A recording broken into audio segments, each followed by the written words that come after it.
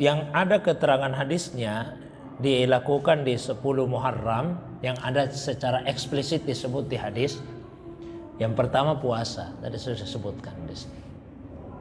Namanya puasa Asyura. Yang kedua yang ada keterangan hadisnya yaitu melapangkan keluarga, memberikan kelapangan, kelonggaran, mengurangi beban mereka, menyenangkan hatinya, itu ada juga disebut di hadis. Itu dua yang ada hadisnya.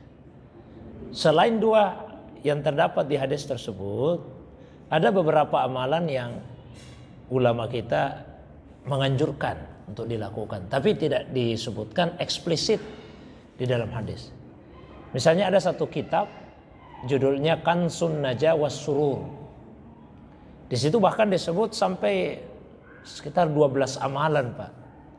Sekitar 12 amalan. Di antaranya melaksanakan salat tasbih. Ya.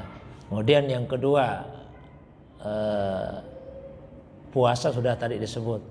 Kemudian yang ketiga memakai celak mata. Celak mata 10 Muharram.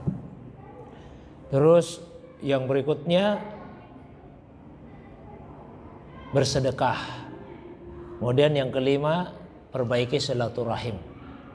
Yang keenam mengunjungi ulama. Justru sebaliknya itu, mestinya bukan dipanggil tapi mengunjungi ulama, itu bagus. Itu di kitab Kansun Najah was Surur. Mengunjungi ulama.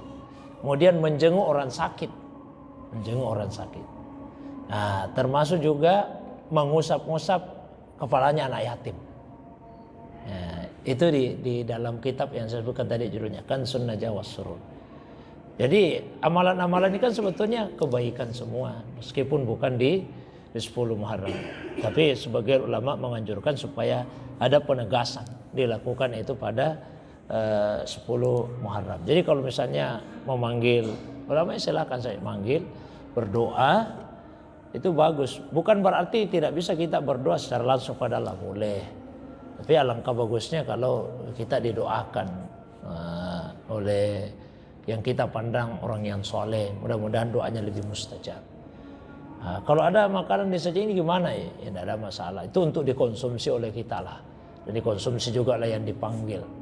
Diniatkan saja itu sebagai sedekah. Jadi niatkan sebagai sedekah yang pahalanya untuk misalnya keluarga yang sudah meninggal. Kalau doanya boleh doa tolak bala.